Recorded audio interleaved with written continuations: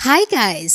जैसा कि last episode में हमने देखा कि कैट गर्ल की बहन ने कैट गर्ल पर हमला कर दिया था, लेकिन कैट गर्ल कमजोर हो चुकी थी, जिस वजह से अगर वो लड़ती तो डेफिनेटली हार जाती।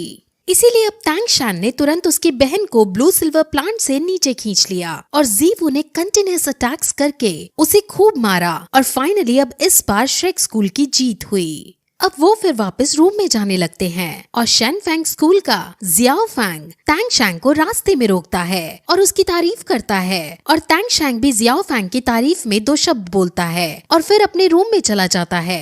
श्रेक स्कूल के कुछ बच्चे घायल हो गए थे, इसलिए डॉक्टर्स वहां आकर उनका इलाज करते हैं और अब तांग शांग मिस्टर दाई के पास जाते हैं और उससे उसकी हालत के बारे में पूछता है, क्योंकि मिस्टर दाई भी बहुत घायल हो गया था। वो दोनों कई सारी बातें करते हैं, जिसमें मिस्टर दाई उसे इस कॉन्टिनेंट में चलने वाली पॉलिटिक्स के बारे में बताता है। असल में मिस्टर दाई एक शहर का प्रिंस है और उसका भाई और वो राजा बनना चाहते हैं। वो दोनों ही राजा बनना चाहते हैं, जिस वजह से वो दोनों स्ट्रॉन्ग होकर एक दूसरे को हराना चाहते हैं। उसने पूरी पॉलिटिक्स अच्छे से समझाई है, लेकिन इस टाइम के लिए आपको बस इतना जानना जरूरी है कि मिस्टर दाई एक राजकुमार हैं, जिसका एम्पायर तियानदाओ एम्पायर जितना ही बड़ा है।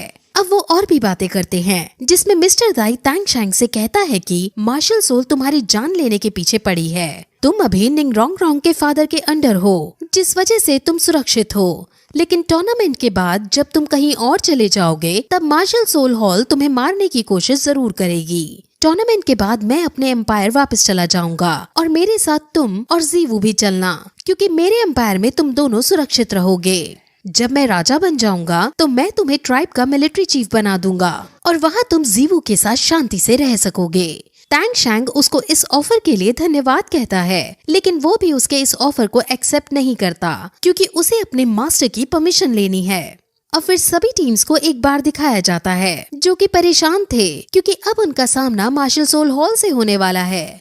अब फिर अगले दिन रिंग के अंदर मार्शल सोल के वॉरियर्स आते हैं और उनको देखकर सब लोग चौंक जाते हैं, क्योंकि वो सभी वॉरियर्स बहुत ज्यादा स्ट्रॉन्ग हैं। इन वॉरियर्स के पास अलग अलग तरह की मार्शल सोल हॉल हैं और इनमें से एक लड़की के पास जीवू की तरह ही चार्म स्किल है।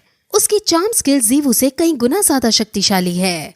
इन सभी की लेवल्स भी बहुत ज्यादा हैं और इनकी स्पिरिट रिंग्स भी कई हजारों साल पुरानी डेमन बीस्ट की हैं। मार्शल सोल का सामना अब इंपीरियल स्कूल से होता है और मार्शल सोल सबसे पहले वहाँ धुआं क्रिएट कर देती है और फिर ओपोनेंट को मारती है। उन्होंने धुआं इसलिए क्रिएट किया था क्योंकि वो अपनी फुल स्ट्रेंथ फाइनल से पहले किसी को नहीं दिखाना चाहते थे, लेकिन फिर भी तांग शान पर्पल डेमन आई की मदद से उनको देखता है और वो चौंक जाता है, क्योंकि मार्शल सोल सिटी इतनी तेजी से उन पर अटैक कर रहे थे और ओपोनेंट टीम इतनी जल्दी बेहोश हो जा रही थी कि उनको चोट का दर्द भी महसूस नहीं हो रहा था। और अब फाइनली कुछ मिनट्स के अंदर ही मार्शल सोल जीत जाती है। वहाँ खड़ी सभी टीम्स को मार्शल सोल हॉल की टीम का पता चल चुका था, जिस वजह से सब काफी ज्यादा घबरा रहे थे।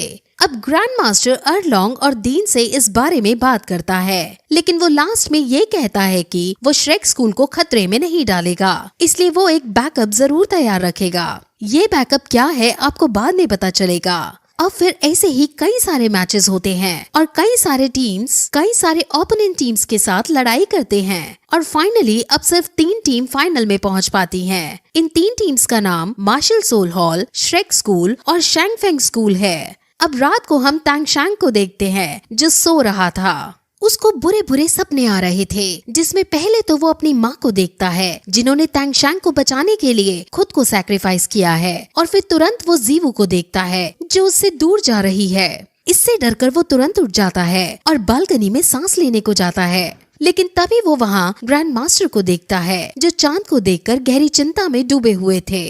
वो कल होने वाले फाइनल्स के बारे में ही सोच रहा था, क्योंकि उसे ये पता चला था कि पोप खुद इस मैच को देखने वाली है और ग्रैंड मास्टर जानता है कि पोप कुछ न कुछ गड़बड़ जरूर करने वाली है। अब फिर अगले दिन सभी टीम्स रिंग में आती हैं, जहां सब पोप को देखकर झुक जाते हैं, लेकिन तांग शांग वहीं खड़ा रहता है। वो सिर्फ अपने पापा और अपने मास्टर के सामने ही सर झुका सकता था और ये देखकर पोप के कमांडर को गुस्सा आ जाता है और वो तांग शांग को डांटने की कोशिश करता है, लेकिन तभी पोप उसे रोकती है और तांग शांग से बातें करती है, जिसमें वो उसे कहती है कि तुम्हारी अदा बिल्कुल तुम्हारे मास्टर जैसी है, जिस पर तांग शैंग जवाब देते हुए कहता है कि मैं अपने मास्टर से खुद को कभी कंपेयर नहीं कर पाऊंगा, जिस पर पोप ग्रैंड मास्टर को घूरने लगती है। लेकिन अर्लोंग मास्टर का हाथ पकड़ लेती है और ये इंडिकेट करती है कि अब ग्रैंड मास्टर और अर्लोंग एक हो चुके हैं और अब कोई भी लड़की ग्रैंड मास्टर को अर्लोंग से नहीं छीन सकती है। अब फिर सभी टीम्स को उनकी जीत पर मिलने वाले प्राइजेस दिखाते हैं, जो कि असल में 3 सोल बोन्स हैं और ये 3 सोल बोन्स काफी ज्यादा कीमती है।